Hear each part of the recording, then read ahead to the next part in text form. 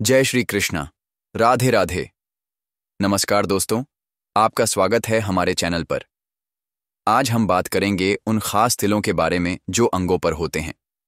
खासकर अगर किसी महिला के इस अंग पर तिल हो तो वह महिला और उसके परिवार के लिए धनवान बनने का संकेत होता है।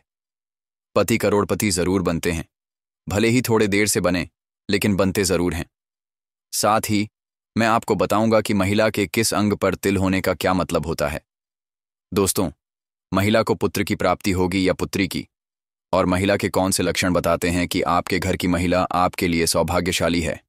अगर आप भी यह सभी जानकारी जानना चाहते हैं तो इस वीडियो को अंत तक जरूर देखिएगा। श्रद्धा से कमेंट बॉक्स में जय माता लक्ष्मी, जय श्री हरि जरूर लिखना। दोस्तों, हर व्यक्ति के शरीर के किसी न किसी अंग पर तिल जरूर होता है। यह हमारे शरीर पर जन्मजात भी हो सकता है।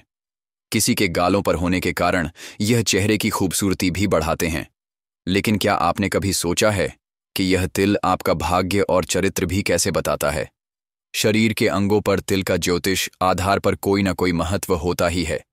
सामुद्रिक शास्त्र में आपके शरीर के बनावट और शरीर में मौजूद निशान को देखते हुए व्यक्ति के जीवन में क्या हो रहा है और क्या होने वाला है, कई सारी बातें बताई जा सकती हैं। सामुद्रिक शास्त्र में शरीर पर मौजूद तिल का महत्व भी बताया गया है।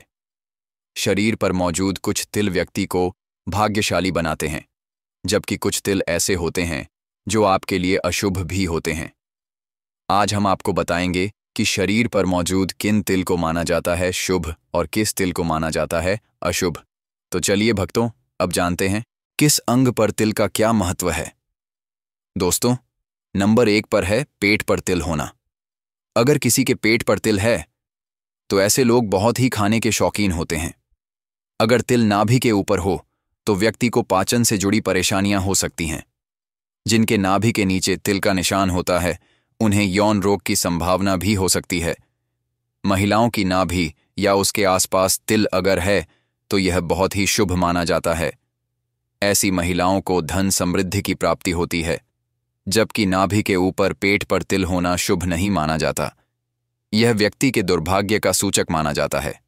दोस्तों, दूसरे नंबर पर है गाल पर तिल का होना। अगर व्यक्ति के सीधे गाल पर तिल है तो इसे बेहद शुभ माना जाता है।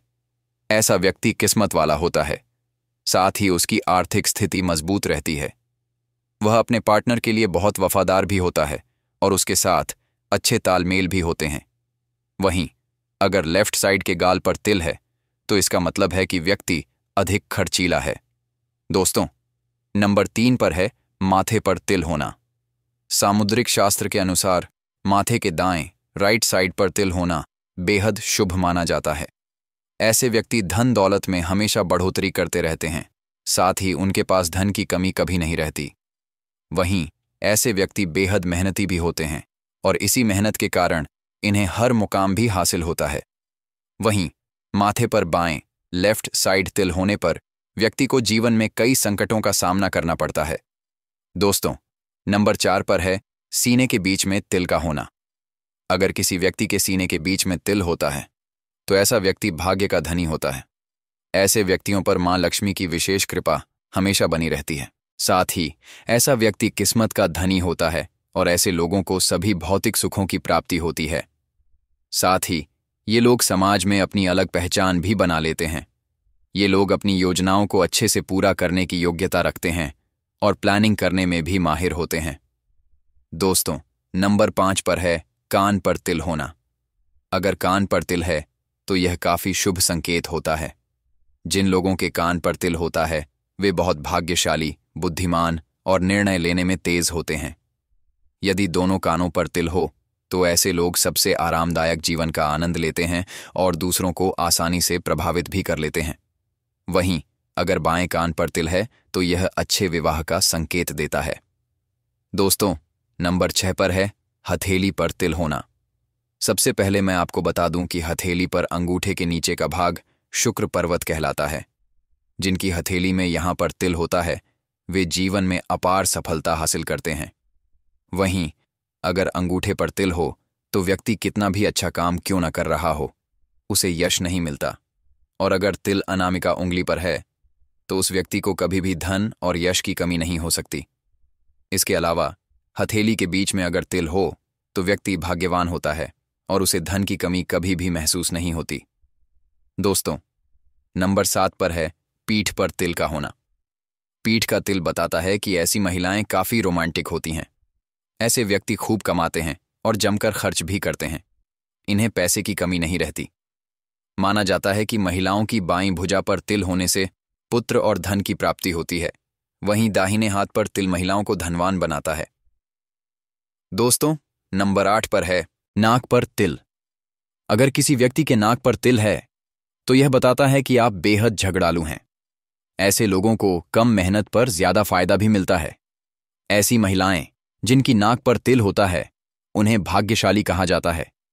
नाक के दाएं तिल वाली महिलाएं हमेशा शांत और एकांत पसंद करती हैं। दोस्तों, तिल का आकार भी बहुत महत्वपूर्ण होता है।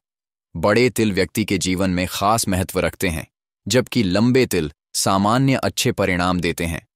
सर पर दाएं तिल होने पर व्यक्ति को ऐश्वर्य और सुख भाग्य की प्राप्ति होती है। वहीं दोस्तों, ज्योतिष शास्त्र की माने तो किसी भी व्यक्ति के शरीर पर 12 से ज्यादा तिल का होना अच्छा संकेत नहीं माना जाता। शरीर पर तिलों को लेकर अलग अलग और कई सारे प्रचलित धारणाएं हैं। यह भी कहा जाता है कि शरीर के जिस हिस्से पर तिल होता है वह उसके पूर्व जन्म में लगी किसी चोट का होता है। अब दोस्तों, हम महिलाओं के लक्षणों के बारे में जान लेते हैं कि घर की स्त्री पति और परिवार के लिए कैसी होती है। किन लक्षणों से पता कर सकते हैं कि आपके घर की महिला भाग्यशाली है या नहीं। दोस्तों, हर किसी की ख्वाहिश होती है कि उसे ऐसी पत्नी मिले जिसमें एक अच्छी और सफल पत्नी की सारी खूबियां हों। वह पति, सास, ससुर, देवर और अन्य रिश्तेदारों के साथ सभी पक्षों को लेकर चले, सुख दुख में सहभागी बने और घर में खुशियों का माहौल हो। कभी अनबन का मौका आए तो पत्नी की एक मुस्कुराहट में सारे गम और झंझट दूर हो जाए। तो चलिए दोस्तों, जानते हैं भाग्यशाली लड़कियों के लक्षण। दोस्तों, नंबर 1, जिन कन्याओं का चेहरा अपने पिता के चेहरे से मिलता जुलता हो वह बहुत ही भाग्यशाली होती है। इन्हें जीवन में हर वह सुख मिलता है जो वे चाहती हैं। इसके विपरीत माता से मिलने वाला पुरुष भाग्यशाली माना गया है। जिन कन्याओं का चेहरा गोल, चिकना और आकर्षक होता है वह किस्मत वाली होती हैं। जिन युवतियों के शरीर आगे की तरफ हाथी की तरह उठे हुए होते हैं वे सौभाग्यशाली नहीं होती हैं। दोस्तों, नंबर 2, चिन्ह। लड़कियों का ललाट समतल और सिंदूर लगाने वाला स्थान कुछ उन्नत होता है तो वे सौभाग्यवती होती हैं। इनके सुहाग की उम्र लंबी होती है। यदि कन्या के बाल बहुत काले, मेघमय हों और कुंड के सामने मुड़े हों तो यह बड़ा ही शुभ माना जाता है। वहीं गोल, चिकनी, कोमल और मुलायम होना भी उत्तम पहचान होती है। जिन औरतों की भौहें एक बराबर दूरी पर हों, सती हुई न हों और धनुष के समान झुकी हों वे भाग्यशाली नहीं होती हैं। दोस्तों, नंबर 3 है जिन औरतों के नेत्र कमल की पंखुड़ी के समान हों और उनके बीच का स्थान दूध के समान सफेद हो, यह कन्या पति के लिए भाग्यवर्धक होती है।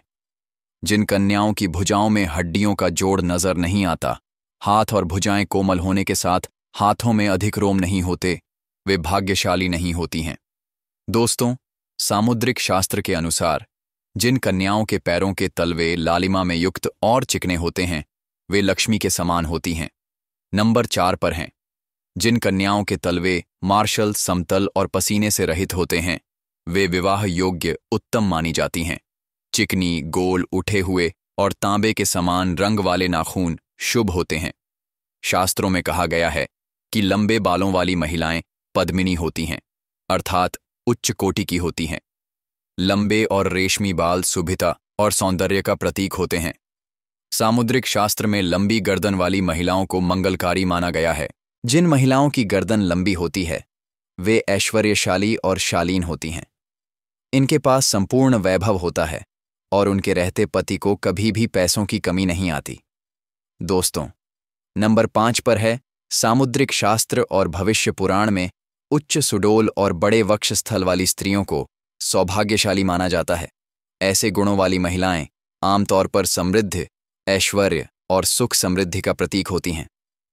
दोस्तों, आज के इस वीडियो में बस इतना ही। आप लोगों को यह वीडियो कैसा लगा कमेंट बॉक्स में ज़रूर बताना। अगर आपके मन में कोई सवाल है तो वह सवाल भी आप कमेंट बॉक्स में पूछ सकते हैं। साथ ही कमेंट बॉक्स में हर हर महादेव, जय मां लक्ष्मी, जय श्री हरि ज़रूर लिखना। हर हर महादेव।